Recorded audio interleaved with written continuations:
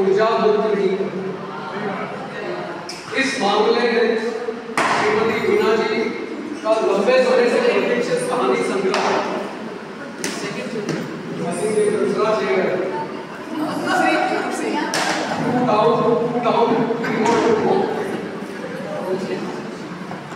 वो इस मामले में श्रीमती वीणा जी के लंबे समय से प्रतीक्षित कहानी जिसका शीर्षक है विफलता हौसला, आज दुनिया के सामने अपनी ऊर्जा जारी कर रहा है और एक परमाणु अभियान के विपरीत सद्भावना और कल्याण के रूप में बड़े विनम्रता के साथ मैं उनके शब्दों की उपलब्धि और विशेषज्ञता पर बोलने का साहस कर रहा हूँ।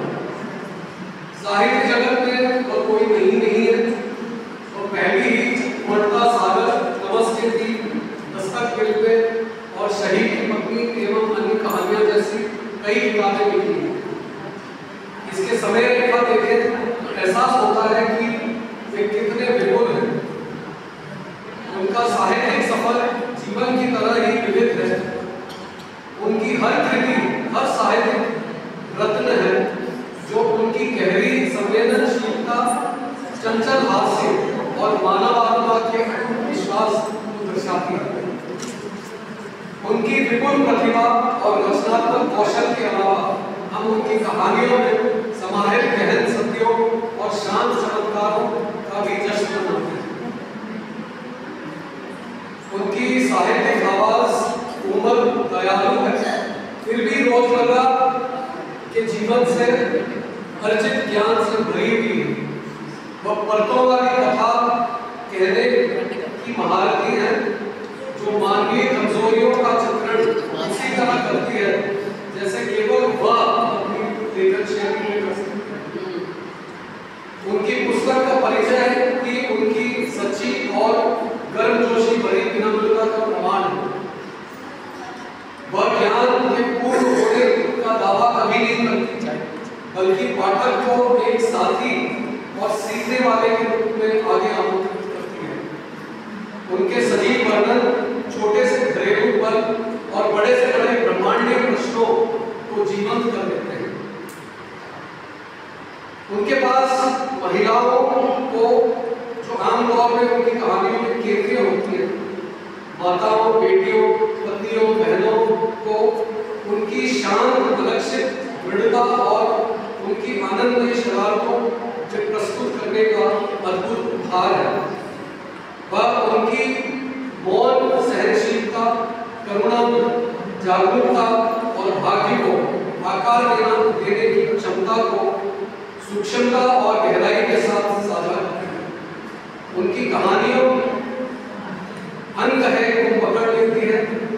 एक नजर, एक शब्द, एक रोका हुआ शब्द और उन्हें सुरीली सिम्फनी में बदल देती है।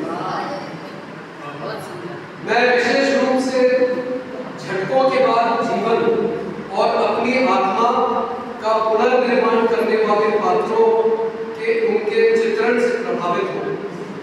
उनकी कई रचनाएं आध्यात्मिक विश्वासों, ज्योतिष और देवीय हस्तक्षेप को दर्शाती है और दिखाती है कि आज भी भ्रमित दुनिया को समझने के प्रयास में आम इंसान भक्ति और प्रार्थना के माध्यम से कैसे शक्ति प्राप्त करता है।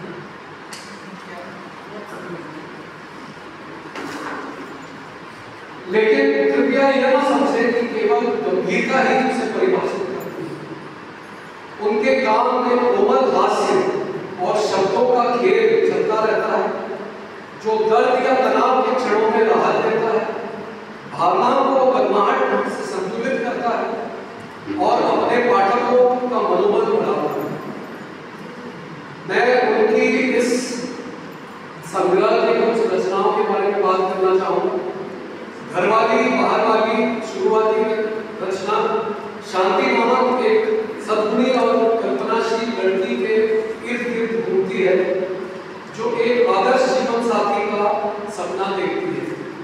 यहाँ लेखिका रोमांटिक चाहत को चंचल मजाक के साथ कुशलता से जोड़ती है, दिखाती है कि प्यार बड़े और छोटे दोनों तरह के हाव भावों से कैसे पनपता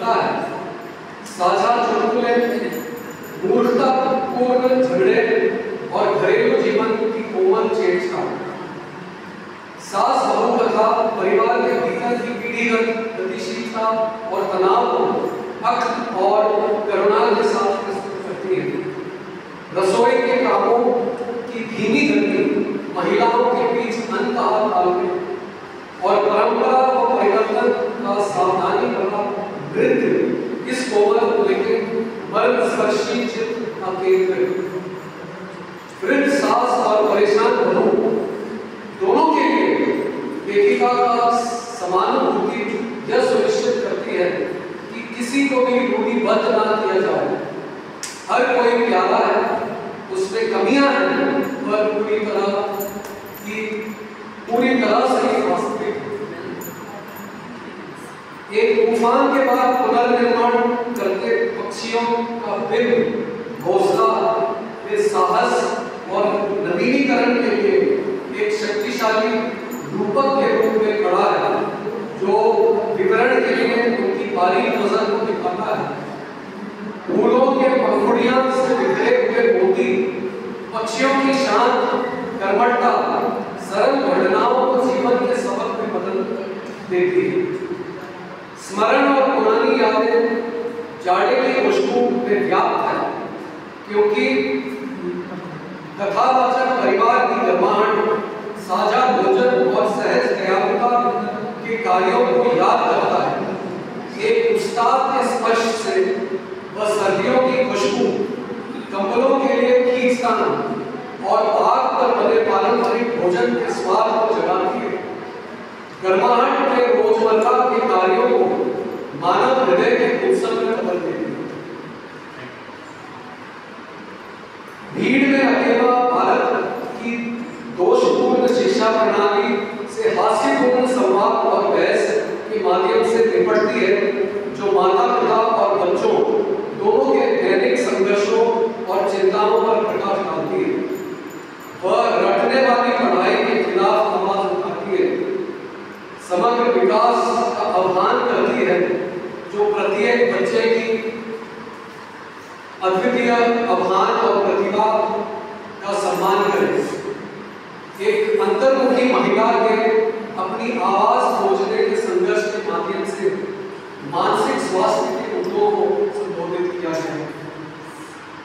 श्रीमती रीना गुप्ता बेदी जी के मुख्य संदेश में विपरीत परिस्थितियों में लचीलापन, रोजमर्रा के प्यार का उत्सव, आध्यात्मिक खोज, महिलाओं की केंद्रीयता और दयालुता की परिवर्तनकारी शक्ति शामिल है। उनकी समकालीन अन्य प्रतिष्ठित लेखिकाओं जैसे कमला दास, अनीता देसाई, झुंपा लहिरी, अरुंधति रॉय आदि के साथ महत्वपूर्ण साझा आधार रखते हैं।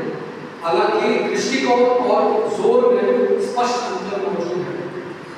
उनका लेखन समय, स्थान या परंपरा की सीमाओं में बंधने से इनकार करता है।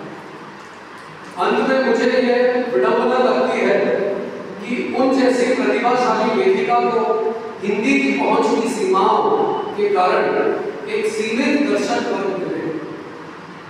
उनकी रचनाएं एक व्यापक दर्शक वर्ग की अवतार है और निश्चित रूप से यदि मुझे कभी उनकी विलक्षण कृतियों का अंग्रेजी में अनुवाद करने का मौका मिले तो मैं इसे अपना सम्मान